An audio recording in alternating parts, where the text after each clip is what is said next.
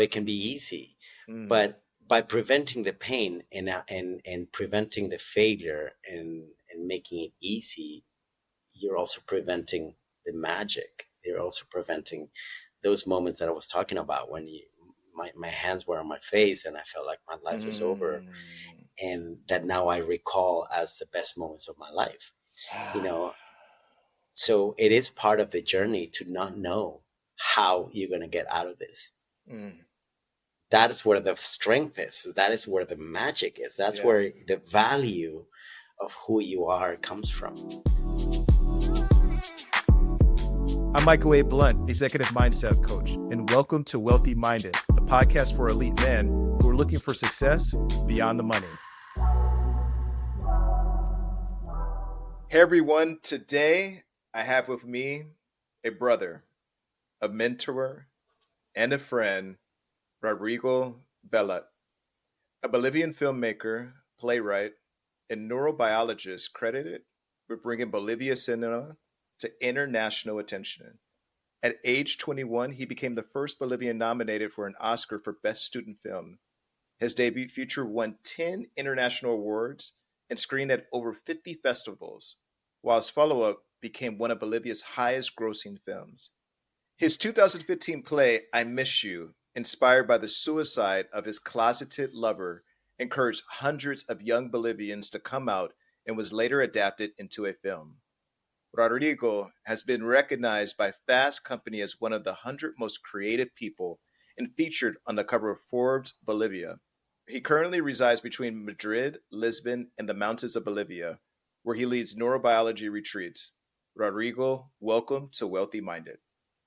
Thank you so much, Michael. And you are absolutely a brother to me. And I'm so happy and honored that you reached out to invite me to be part of this amazing endeavor. Well, thank you for accepting. And I'm going to ask you a few questions. And just the way that you enlightened me during my retreat, during my experience with you, Oh, I would thank you. love for you to share your wisdom, your wealthy minded wisdom with the community. And let's see, how should we start off? You said that you've come from a place of no. What does that mean? Wow, you've done some research. Yeah, I let me just start by also I started doing interviews recently and explaining, because although I really appreciate people telling my story and my bio and the successes, I think it's also important to know, which I know we're going to cover, but I think it's also important to know, sometimes we rely too much on accolades and validation. And I've been doing a lot of interviews about neurobiology and mentioning, my master's degrees, where I studied and all those things. But I think the most important part of what I'm doing is my curiosity and the necessity to know more. And the reason why I do this is not to get a piece of paper, and I'm not by any means an authority of any things that I say or the things that I learn. I mean, anybody can learn from books and get a degree. It is that ultimate thrive for um, understanding the human condition and the human mind and the human heart, what drives me. And I think I want to start, you know, telling that to people. That's what I value the most, more than my my accolades. Mhm. And this is related to your original question, which is, I come from a place where I come from Bolivia, a small town called Santa Cruz de la Sierra. And Bolivia is a landlocked country, and it's one of probably the second poorest country in South America. Mm. So at an early age, when I was 10 years old, I told my parents I wanted to study cinema and I wanted to, become a filmmaker. And they said, well, nobody has done that, successfully. Nobody has been able to, you know, um, other than a few crazy men who have dared to do documentaries or, finance and get a camera and do a movie. industrially, nobody's been able to screen in film festivals. And my daddy even did the research because I was a very young but also ambitious kid, and so I was like, I wanted to learn where Steven Spielberg studied, with Robert Zemeckis started, like where Scorsese studied. And it's like, well, nobody's gone to these schools from Bolivia. Nobody has won an award in a festival from Bolivia. Nobody has won an Oscar from Bolivia. And so I always felt like no was in front of me, since every time they asked, can I do this? It's like, no, you can't. No, nobody has done that before. No. And it's interesting because at a certain point, you just get familiar with no, and you start losing the fear of no. And then you realize that it's not only about cinema, it's about politics, and it's about opportunity. It's like, oh, Bolivians don't have opportunities for that. There's no scholarships for that. There's no schools that do that. There's no, and again, not just arts, not just cinema, a lot of things. I would want books that weren't available in Bolivia. I would want things, and opportunities that weren't available for me. And so I always say, like, I come from the land of no. And the best part of that is that I became less and less afraid of no. And I said, well, if nobody's done it, then I'll do it. And that kind of audacity, and that kind of innocence too, because it's also naive, got me into a lot of trouble. And that trouble actually got me to become the first Bolivian Oscar nominated filmmaker in history, the first Bolivian to be in competition in Cannes, and on and on and on and on. And again, the only value of those accolades and those rewards or awards or recognitions is that no longer nobody else would ever be able to say a Bolivian has never done that. And so that gives me more gratification, or than the word itself, is that no other teenager or young kid will have to face no as a reference. And so that's what I always say, like, I come from the land of no, and that's what's empowered me, and that's what has empowered so many people from my country. And I think now, as a openly gay Latino, Latin American filmmaker and artist and entrepreneur, I've always found that my limitations in terms of opportunity and lack of those, or things that you would think, oh, nobody's gone this, there's no path for this, has become my purpose, and has become my motivation. And I am so thankful to know, because when I hear no, I know where I need to go. It gives me, it's my compass. Yeah. you know. Mm-hmm. It sounds like you're breaking generational curses, and you're really pushing up against cultural norms by resisting, or what's a better word for that? Pushing through the traditional mindsets that allow you to become more expansive. And on the other side of no, and on the other side of fear, is always opportunity. And those Absolutely. opportunities give you those experiences that you were talking about, of going into these different ventures, and seeing life differently, and making a path for Bolivians that may not have had a path before. Is there any advice that you could give to listeners who might feel constrained by their circumstances? That's a beautiful question, but I need to preface that answer, because you're right. But at a certain point, I realized that I had done that. Early on, I had success early on in my career. I was 21 years old, and I was just already. And it's funny because I had the audacity, like I said, and innocence to say I'm going to be the first of all these things by the age of 25. And at the age of 25, I was in Cannes, and I was already in Sundance, and I had already a nomination for an Oscar. And then then I took upon that identity. I said, like, I'm going to be the one that liberates everybody from this curse of no. And and I became an activist, and I became kind of like a self-righteous, self imposed path opener of Mm-hmm. some sorts. And that's where I had the worst time of my life. Mm. And that's where I encountered my shadow, and where I encountered my ego. And I said, whoa, I am not this person. I and I got distracted from my path because I was a self-designated savior of some sorts, and I said and that just takes you to a different path. And I became ignoring my inner passion, my inner drive, my fire. Mm. And at a certain point, I was just doing all this for people. And that's when I discovered also I come from a wound of rejection.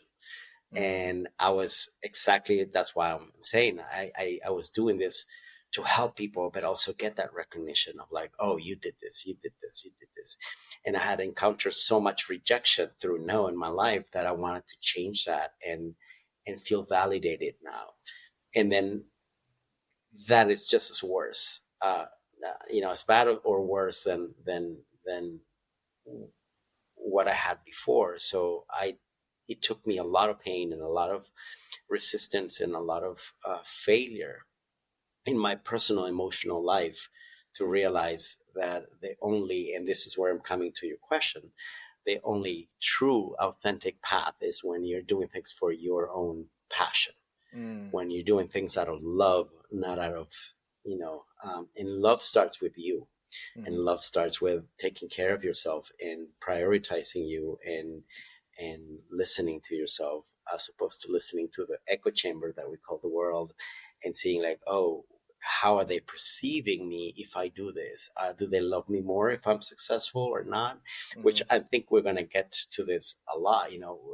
It's an eternal feedback that keeps you hooked into this addiction of success and money and validation and love and gratitude and applause, and none of them actually mean anything Mm. if it's not, if it doesn't come from within, because it's coming from outside. So it's a trap where you have to continuously bring this. And I remember vividly and consciously getting to one point where I won the Bolivian biennial 3 times in a row.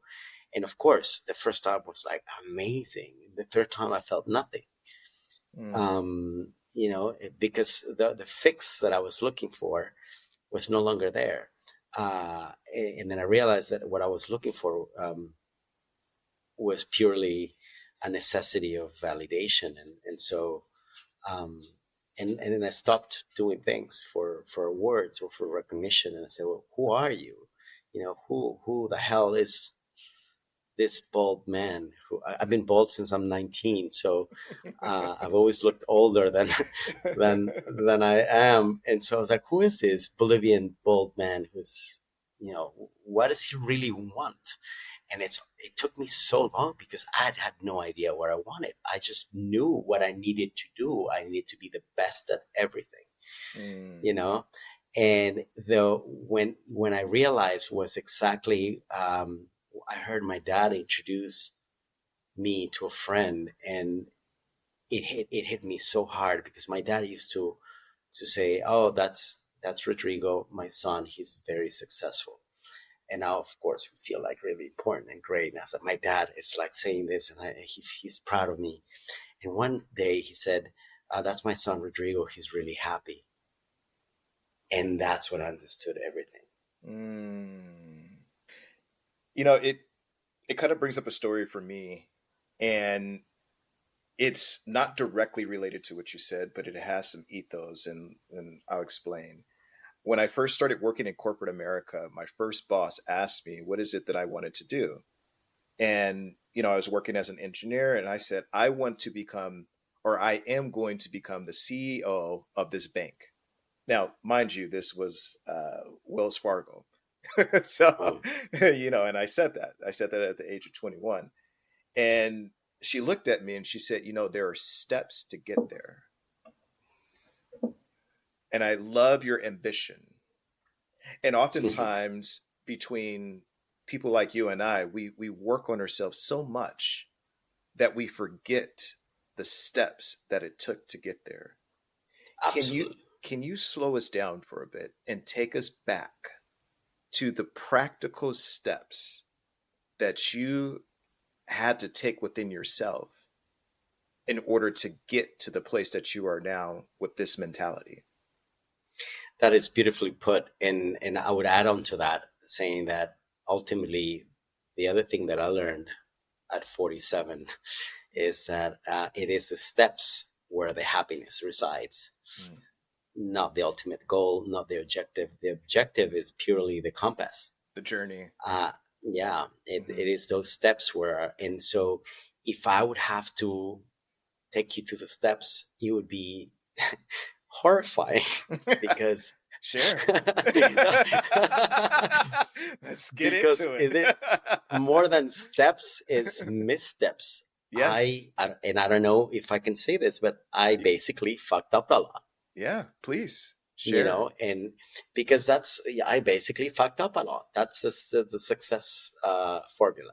Yeah. Mm, Do everything wrong just so you realize that you were knocking on a door that was already open from the beginning. uh, mm, and I think what happened is, and I see this happening with my clients and with people that I work with a lot. It's like everybody nowadays thinks they know what their goals are, which mm, are goals that were basically either learned from social media or at school or by comparison, or were taken by loyalty, by tradition from mother to daughter, father to father, and family tradition.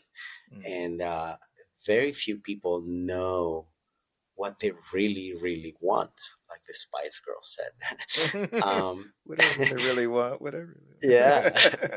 And even if they know and it is authentic and it's true and they really know, oh, I want to be, like you said, I want to be the CEO of a bank, or Mhm. um, I want to be a millionaire, or I want to help thousands of hundreds of millions of people. Um, the first step is is very confusing because you're always looking onwards and into the future. But the first step is to know where you are. Mm, And I always use this metaphor of like if you're asking for a taxi or an Uber or whatever service you want, like most people know exactly I'm going to so and so, but the application asks you or knows where you are, where you need to be mm, picked up. But most of us, I dare to say, majority of people do not know where they are. And mm, the brain is wired to overcompensate for your ability and your capacity. So a lot of people think it's easier than it really is, mm, whether by delusion or ambition or naivete. And that's why I said I was audacious and naive, because I thought it's like, oh, if nobody's done it, then I'll do it. It's like, oh, I didn't measure that it was something really, really, really hard and extraordinary to do. Um, but then what you start doing is by comparison, you analyze, oh, this is a perfect example. It's like, okay, who are the successful filmmakers? Spielberg, Scorsese, Spike Lee. I was a big fan of Spike Lee as a kid, and I still am. And I was like, okay, where did they go to school? They went to NYU, they went to USC. Then I have to go there because that is what I think is the path to being a successful filmmaker. And the first thing that happened when I applied, I was like, well, then I need to learn English because I don't speak English. I mm, come from Bolivia. So by the age of 13, I already had my degree in English. I was proficient in reading and speaking um, in English. So I was like, okay, that's the next step. Then I applied to schools, and I was like, oh, but it's really expensive, and it's so expensive nobody can afford it in Bolivia. That I need a scholarship, but you need to do an SAT. It's like, what's an SAT? It's like, okay, and then you have to have really, and the education system is completely different here. So you kind of have to go through in a year of preparation for an SAT with the education that you had from Bolivia. You have to go through high school in a year, Mm. again in a different language. Mm. And I did. And so I did my SATs by the age of 16. And, of course, my grades were not good enough to get a scholarship. So I had to do it many, many, many, many, many times. And then I applied. I was like, okay, I'm almost there. I'm going to get into NYU, and I'm going to be a famous filmmaker. And the first thing that happened is I got rejected from NYU, and I got rejected from Mm. USC, and I rejected from all the school. Every single school I applied to rejected me. And I remember I was 17, and it was like, it's the end of my life. I don't know what else I'm going to do, And The end of my uh, exactly, that's exactly how it life. felt. It's like, Yeah. it's over now. It's over. And then, of course, you realize that there was another school, a small school, that took a chance on me. They were not known for film. They were upstate New York. I had no idea what upstate New York was. So I was like, oh, it's probably in the middle of the woods. And so I'm going to be surrounded by cows and Mm. making, anthropological films about farmers in Ithaca, New York. That was my idea what Ithaca was. And that ended up with that. And they gave me half a scholarship for the first year. And I had to prove that I was worth, getting a second half scholarship. Mm. And that's where I got to Ithaca College. And I was like, okay, I was just devastated. It was the best thing that happened to me because instead of learning how to be a filmmaker, I learned about social politics. I ended up, with African American professor that taught me how to think, that taught me how to stand for my rights, that Mm. made me realize how I was different and differently perceived in the United States, and talked about social issues and history, and got me into philosophy. And I was like, whoa, this is just amazing. And I had this feminist filmmaker who got me into feminist filmmaking and anthropological cinema, and made me watch every Chinese film that I could, in the process, and really shaped me as a human being. And it was the second year where I got nominated for the Student Academy Award, and all of a sudden it changed. Uh, and Kodak gave me a grant, and then everybody's like, "You can have a full scholarship now, and let's." They gave me a lot more support, but that's where the mistakes actually started happening, because I was like, "Oh, I'm an Academy Award filmmaker," and I just produced so much awfulness. And my professors were like, oh, Rodrigo's going through that phase where he's going to think he's a shit, and he's going to crash in front of his own work soon and realize where the lessons are, which I did. 2 years after that, I was like, what am I doing? And it was by having mentors and people that allowed me to, they didn't prevent me from making those mistakes, but I just watched and saw, like, oh, he's burning and crashing. It's like, oh, Mm. he's gonna come back. He's gonna realize. Mm. And that was my life all over again. And then I made a feature film that got rejected by every single film festival in the world. And again, I was like, oh, my life is over. By then, I had no ego. And I was like, well, my dad was right. Now we tried it, lost a lot of money, learned a lot of things. Now I want to go back to Bolivia and I don't know, be a farmer or something.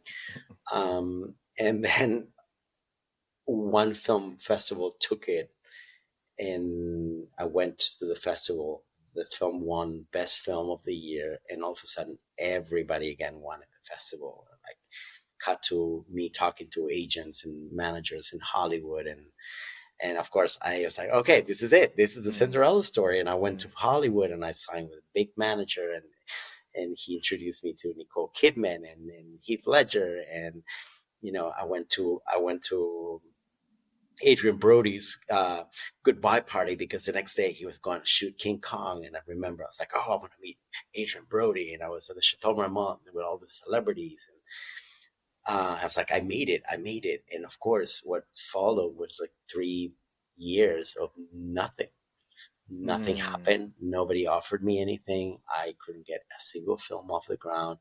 And again, it's like, my life is over. I'm worth nothing. And I I said, no, this, I'm again falling for the same mistake and believing the ego. I believe in. So I left Hollywood. I fired my manager and I said, I'm going to build the first film school in my country so that nobody has to go through all the shit I went through. Mm. And we did that, and I started a film school in Bolivia, and then I was like, okay, this is it. I'm not gonna be a filmmaker again, but I'm gonna be the first who makes a film school. And then there was every single resistance and obstacle you can think of in a country that nobody wanted to sign their daughters and sons into a film school because film is not a profession. Mm. And then the funny thing is, like, they would use me. These kids would tell the parents, like, "Oh, but Rodrigo was nominated for an Oscar. Rodrigo was in these festivals." And then he goes, "Well," the parents would say over and over the same phrase, which is, "Not everybody is Rodrigo. It's 1%. It's just an exception to the Yeah. rule, and I'm not going to risk." And so, we were broke by the first year, and Mm. and then we said, "Look, hey, we can't." We had only like 20 students, and the government wouldn't give us a license to practice as a proper university because film was not officially a profession, Mm-hmm. according to Bolivian law back then. This is 2005. And Mm-hmm. so we couldn't even give them a degree, you know? And I said, well, what is more important than a degree? Mm-hmm. Experience, work experience. So if these 20 students would not get a degree, what they would get afterwards is they have they will have worked in a feature film, and then they could say, I have experience, I've worked in a feature film. It's like, Mm-hmm. how do we finance this feature film? We wrote a feature film with one of our students, and we produced the whole film for nothing, like Yeah. literally like savings. And we put all our savings so that people could have that work experience, and we were supposed to close the school right after finishing the film.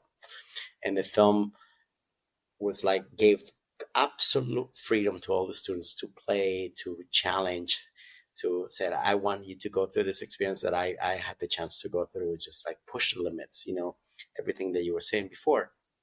Let's let everything you think cannot be done in a movie, let's do it. And the movie became the highest grossing film in Bolivian history until now. Still, it's been 20 years since that movie was shot, and next year we're celebrating the 20th anniversary of the premiere, because it premiered a year after we made it in 2006. And it's still the highest grossing film in history. So that changed everything. And then after that movie, we had to open schools in 3 different cities. Wow. Wow. And then it's like, okay, once again, we thought we made it. And then all of a sudden, everything changes again. And then, had I known that in those failures and in those reinventions and retrospectively, had I known that the magic of the happiness was in that thriving, Mm. was in that, like, oh, I lost everything, but I'm going to build it up again. And it never comes with the Cinderella story. It always, now that I look at my life, the best moments were when I was, on the streets, like with my hands like this, and say, what am I going to do with my life? Yeah. Those were the beautiful moments of my life, because somehow, I don't know how, I was able to get back on my feet and reinvent myself. So it can be easy, Mm. but by preventing the pain and preventing the failure and making it easy, you're also preventing the magic. You're also preventing those moments that I was talking about when my hands were on my face and I felt like my life was over, Mm. and that now I recall as the best moments of my life. You know, so it is part of the journey to not know how you're going to get out of this. Mm. That is where the strength is. That is where the magic is. That's Yeah. where the value of who you are comes from. It's not what you achieved, it's how you got to it despite, and all the challenges. Mm. Rodrigo, even with all the work, the retreats, the success, and even being part of your 7-day men's experience with Roar, Uh, That's we where we met. I'm kidding. that's where we went. It wasn't at a wedding.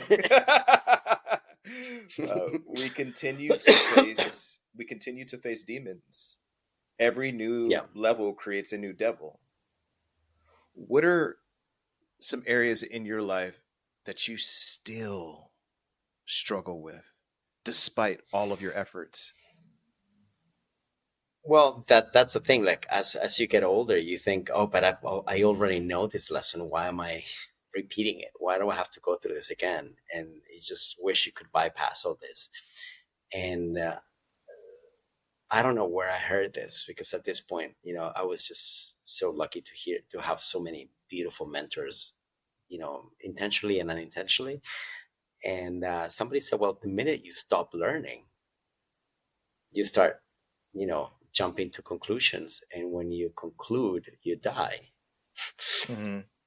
And so that's when I was like, well, as long as I have things to learn and things to overcome, that means I'm alive. Mm. Because when easiness, the easiest thing, the most peaceful part of when there's no more challenges, there's no more pain, is death. Mm. And then the question is, are you in this looking for an easier time and less obstacles? Are you secretly looking to, you know, let go of life? Mm. Um, and so my answer is no. I just moved, I've lived in 20 different cities in 8 or 9 different countries.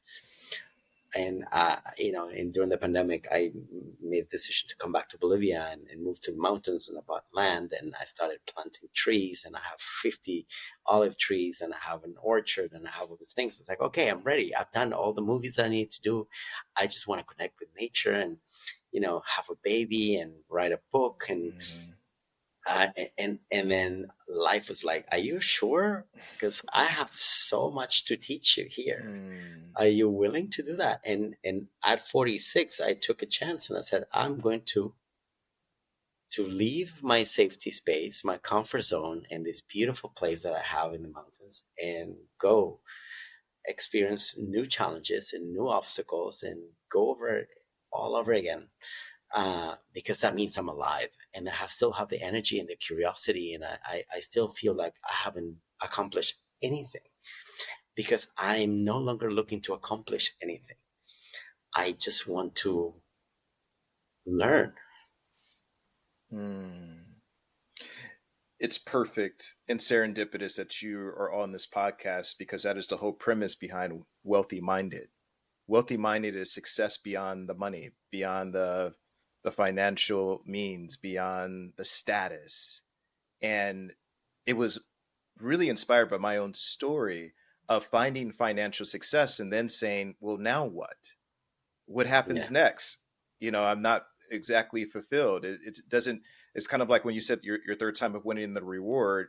You didn't feel anything. I stopped feeling, and that's where my journey began of maxing out my potential, really wanting to step into experiences. And when I hear your story, I would love for you to share what was your transition of being in that comfortable spot and having success in filmmaking, then moving into these amazing retreats and wanting to experience this new experience and having your trials and tribulations with that as well, which is how we met. Um, well, basically, what happened, I was just so blinded by by the objective, by the goal. I was Mm, like, need to be a successful filmmaker. yeah. And obviously, what is a successful filmmaker is what you see out there and the feedback that you have from outside. And I always say this, I was lucky that all my peers, and most of my peers, um, by the time I turned 40, all the people that I, used to hang out with and grab beers and think about, plan about making movies and being successful and changing the history of cinema, all of them had either been nominated for an Oscar or won an Oscar, except me. Mm, And I was like, there's something that I'm doing wrong. Mm, Why all this, and I always compared myself with that. mm, mm-hmm. And, and, and just saying, making decisions that were driven by the idea of the goal that I had then, that was very different from who I was. Mm-hmm. And I'm going to close this. So, but I had to go through a very traumatic thing, which is one day I was just mugged and killed, and I came back from, I was at the pinnacle of my career. And at that moment, I had just premiered Che Guevara with Benicio del Toro in Cannes Film Festival, and we won the Palme d'Or. And I was there, like in the red carpet, and I saw when Benicio won, and all the awards and all the applause, and my name was in that big screen. And I was like, oh, I made it. And so when I was mugged in 2009, and they attacked me from behind, they broke my skull, and was left for dead. Oh man. And then this is I had 9 fractures in the brain, and I fell on my face, so I fractured my jaw, my nose. um, Uh, and and my neighbor found me in the streets, in a puddle of blood, literally, and called the ambulance. And they managed to, um, you know, resuscitate you. I sometimes resuscitate, and I was in a coma for 2 weeks. So, they called my parents and said, like, there's 20% chances, there's such a severe damage to the brain, and there's Yeah. 20% chances he might survive, and there's 50% chances if he does, he's never going to walk again. Mm. And we were prepared for the worst. And somehow in September, I woke up, Mm. and I was faced with all this news. And again, talk about my life is over. It's like filmmaking all of a sudden had no spot in the priority list. Mm-hmm. And I was like, whoa, now I have to learn how to walk and talk and move my hands. And it was a very traumatic place where I was introduced to neurobiologists and scientists and therapists and psychiatrists. And that's where I started learning about the brain and about resilience and plasticity, Mm. and how we can reinvent ourselves. And all of a sudden everything made sense. And that's where my fascination and love started for the brain. And I started studying it, reading it for me. And still now, 17 years later, you know, everything that I've learned, and all the work that I've done, I still feel like I don't know anything. And Mm. so I'm always scared when I do a podcast or an interview. It's like, I mean, 17 years is nothing. Like we don't know anything about the brain yet. Mm-hmm. Uh, Mm-hmm. and so that's where I get my kick of, I just want to learn more, and I want to Yeah. learn more and investigate more. And that's when I started, developing things and studying. And I went to Holland. I did 2 masters in neurobiology, and then, ended up I was like, I'm going to bring neuroscience into filmmaking, and I'm going to help people, filmmakers, understand the psychology and the neurobiology of emotions. And it's going to be my purpose in life. And once again, you get like, oh, this is the objective. And then COVID hit, and I was like, oh, you and your goals. And then I was like, what do I do now? There's no cinema. And that's, once again, I was like, I don't think your thing is cinema, brother. Life's telling me again, it's like, stop it with the cinema. You have all other things to offer. And my professor said, like, listen, we need you. There's the worst crisis of the epidemic is not COVID, it's fear. Mm. And people need help, and they need to understand where fear comes from, and how to manage it, and how to administrate it, and how not to succumb to it, and in the worst moment of humanity. And I said, well, I'm ready. And I put on the gloves, and I was like, let's go investigate and work with people, and try to understand the brain, and try to understand fear. And fear was, I'm after you. And but mostly because at that time I still like was full of fear of losing my life, of what if I don't Mm, achieve all these things. Who am I? I'm afraid of not being anybody and not being loved because I'm not anybody, mm, and I have to be somebody so people can love me. And then that's where it hit, it's like you you deserve love because you exist, each one of us, mm, not because of what we do. mm, And I said, well, then I'm never doing movies again, and I need to, help people understand and see that everything they're running for and they're looking after is inside of them. mm. And the worst part is that you cannot tell them, because I remember when people tell me everything you're looking for is inside of you, I'll be like, fuck you. Mhm, What do you know? I would have, mhm. I know my insights. I know it's not there. I'm, Yeah, I'm seeing my friends winning Oscars left and right, and I don't have it. yeah. Um, and so it was mainly for an egotistical reasons. I need to share this in order to remind myself that that is the journey, to understand that everything that I'm looking for is comes from within. And that's how the investigation took me to this thesis, where I was mixing 200 years of investigation about how the actors use their brain to believe an emotion, Mm, to create a character, and mixing it with neuroscience and say, what happens if we do this the opposite way? What happens if we consciously train our brains to create a character that feels like a millionaire, that mm, feels like he has the Oscar, that feels like. So we started training our brain, and when I did my thesis, they said, "Well, this is interesting. You're mixing cinema with neuroscience. It's kind of odd, but you know." Why don't you try it with 400 people? I was mhm, like, okay. And I started calling everybody I knew that I admired and who was willing to test it with me into my home in Bolivia and in the mountains. And when I reached 700 people, I was like, whoa, what is this?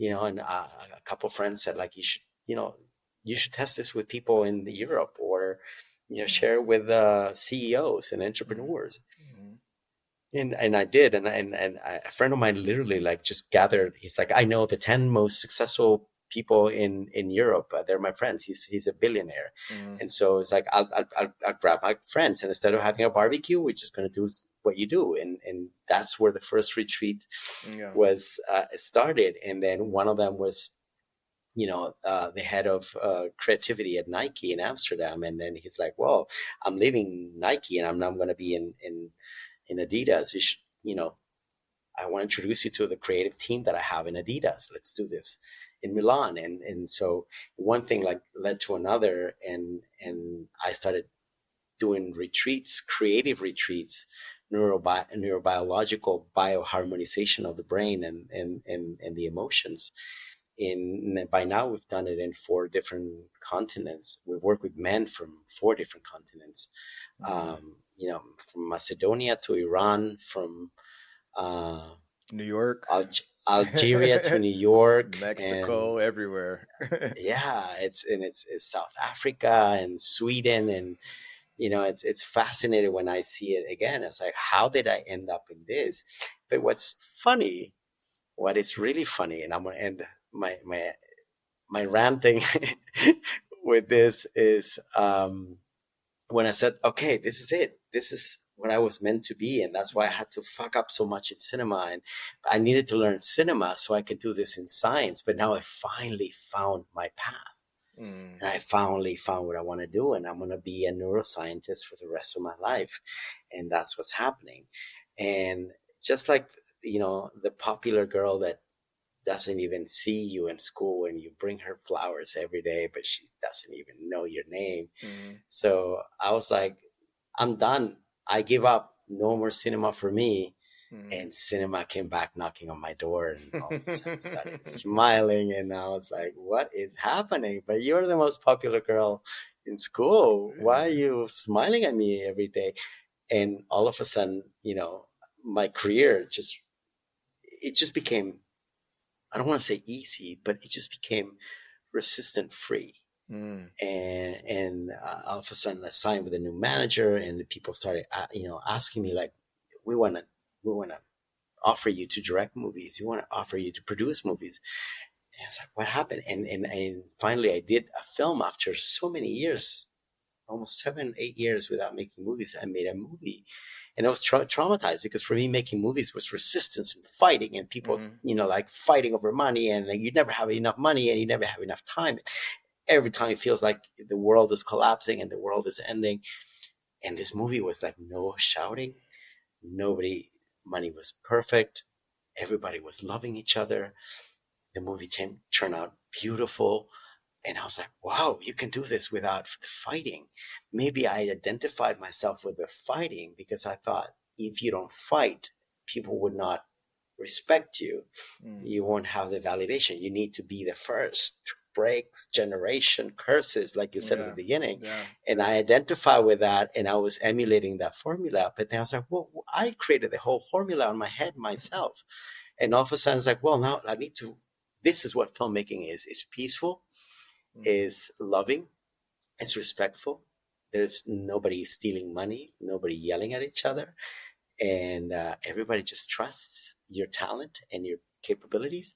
And tomorrow, I'm actually having a meeting with one of the biggest studios in the world for a project that just happened to come across my hands. And I was having lunch with a friend today, and she asked me, it's like, are you nervous? Like, this is gigantic, this is huge. And I said, let me check. It's like, no.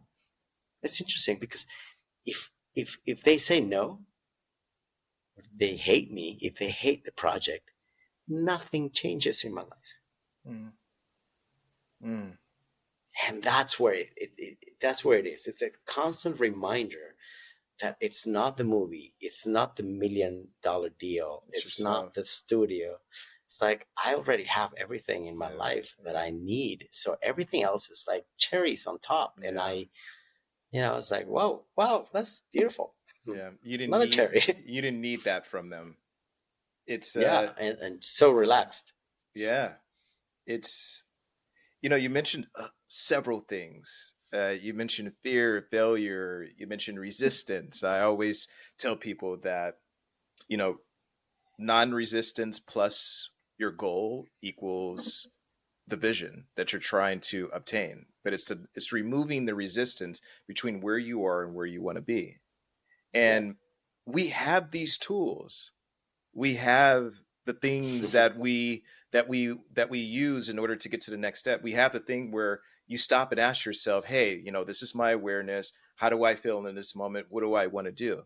So for you, for the listeners that are seeking success beyond the money and the status, who are looking for success with their families, with more time freedom, with their kids, with their spiritual life, with their health, with all of these different things, what practices or mindsets can you help them to discover their true wealth potential? Well, again, it's another beautiful, phenomenal question. But ultimately, the answer is really simple. As you said, we have the tools inside. Mm-hmm. It is always going back to that. And then the rest is, um, your, we were talking about this at dinner yesterday. It's like, we have a body, and the body is a set of tools. And we forget about that. We think our body is the carrier of our brain, and that's it. The body is full of tools for you to do that. So meditation, Mm-hmm. breathing, Mm-hmm. movement, Yes. and then everything that comes with it. Mm. Those three things, and obviously the main one, I would say, nutrition. Mm. So when you're thinking about success, you're thinking about the steps towards $1 million or towards the Oscar. But the first steps is nutrition. The Mm-hmm. second would say sleep. The third is respiration. The fourth is stillness or silence, Mm. or both of them. And Mm. then if you don't have those four, none of the other steps are available to you. Mm. That part. That part. And that's where we forget. And so it is an important thing to remind that the first steps are within you and with you. Mhm. Rodrigo, what is your purpose? If you could give us your purpose, we can sign off. I want to say something really controversial because my father struggles with it. I come from an incredibly loving family. And I, I'm a privileged, excessively privileged because I had so much love. But as a child, and this is what's important to understand too, you're not talking about um, objective value. You're talking about subjective that comes from a child. Mm, So your perception or of the lack of love or absence of love versus the reality of that love in that household mhm, has nothing to do with your trauma. It is purely perceptive. And somehow I perceived in my childhood that if I wasn't the best, I would not be loved. And mm, so it took me a while to understand. And I think that's what we've been talking about for this hour and so, yeah. um, which you so kindly have has given me. But ultimately, I realized if I felt like I didn't have enough love for who I was, and had limiting, I had limitations for being bald or being Bolivian or being, gay or thinking differently or not liking Mm, soccer. Like my father was a big soccer player and I'm the first child and I should have been a soccer player, but I hate soccer. So I felt like if I wasn't enough, which is this is where, and so my purpose is to actually bring out the love and the beauty of everybody as they are. mm, And when I realized that those are the movies that I make, mm, the resistance in my movies stopped happening. Because mm, I don't want to make movies to have success. I don't want to make movies to have money. I don't want movies. I want to make movies that I choose to make now with the awareness that my purpose is to bring light into the world and showing that in the worst moments, everything has value and everything has beauty and everything comes from love. Can I And reword when I that? started making those films, everything worked. Can I just touch on that for a second? Just reword it for just a. Please. I feel like your purpose is helping men to realize that they are enough. I, I don't think in genders, so I appreciate the fact that I've been I've been working with men all throughout this past 5 years, and thank you for that. But ultimately, if I can help everybody, that would be amazing. See, it affects my voice. You touch upon But something that's what I that's got really, from really, yeah. everything is regardless of what you do, I'm still enough. Regardless of the failures that I had, I'm still enough. Regardless of the things that I perceived that were missing, I'm still enough. Regardless of the things that I accomplished, I'm still enough. So, And I can end with that too. Another anecdote because you're absolutely right. Um, when my father, as a protector he is, when I got the scholarship to study film, he said, well, you should study something. The closest that he could think of is like marketing. Marketing's creative and it's artistic, mhm, but it also can give you money. So you're not going to die of hunger. So he made me take two majors in the university, even though I had a scholarship for film. I entered the marketing, you know, bachelor. And when I was nominated for an Academy Award at the age of 21, I called him and I said, I just became the first Bolivian nominated and I'm leaving marketing. I'm not going to study marketing anymore. And he said, like, talk to your mom. Like, and that's the way he deals with emotions. And so I mm, was like, so he never felt like my father acknowledged the success. And then mm, when my first feature film came out, it was the first time that Bolivia submits a film for the Oscars for best foreign film mm, in history. And I called my dad. I was like, I just I'm going to be in the list of submitted films for the Oscars, and we actually got shortlisted for Best Foreign Film. And it was my first feature film. I was 25 years old. And my dad's like, talk to your mom again. And in 2020, the film To Me Monk that you mentioned in my bio was again nominated by Bolivia for Best Foreign Film at the Oscars. And I called my dad, and he said, talk to your mother, for the third time. And I said, no, I'm not gonna not. How many Oscars do I need to get for you to say I'm proud of you, son? Mm. And he looked at me, and he that's the only time that he's called me idiotic. He's like, how idiotic can you be to think that I'm not proud of you since the second you were born? Mm. Which was his way of saying, that's on you. You're chasing after the Oscar. I don't care. For me, you've always been enough. And when I heard that, I was like, wow, I'm such a fool. I wasted 40 years of my life getting to understand that I was already enough. Mm. And that changed my life, because I don't care about any of that anymore. And it is something that I want to leave this audience, this wealthy minded audience, this podcast with, is that you are enough. You have always been enough, and you always will be enough. And there is not enough things that you can do or accomplish in order to feel that way. It's something that you have to remember. And the Absolutely. remembrance that you just shared with us was remembering with your dad calling you an idiot, telling you, why do you think for the second that you were born that you weren't enough? Like, these accomplishments don't matter. Rodrigo, thank you. Thank you.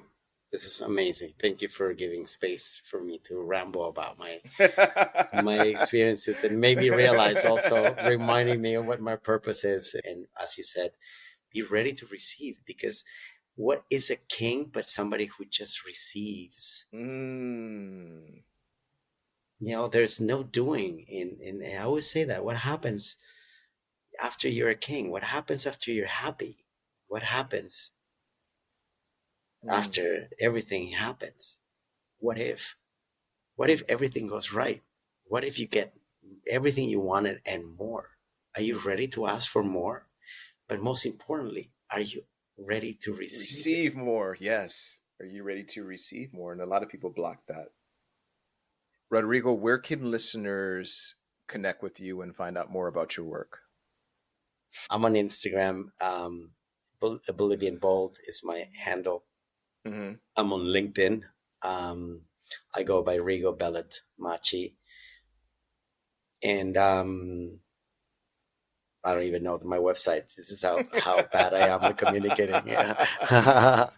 uh, humanupgrade.org is my website, and where you can find about the retreats that we do, and the work that we do with my partner Victor Perez from Ibiza. I And love Victor. yeah, Yeah. Rodrigo, I will put your descriptions and your links in our description. And to the audience, to the Wealthy Minded podcast, thank you for tuning in to the final episode of season 1 of Wealthy Minded. I'm grateful you've been part of this journey. Stay connected, stay wealthy, and check the episode description for all details. And don't forget to please subscribe. It really helps with what we're trying to do. To catch up on any episodes you may have missed, thank you for being part of my journey.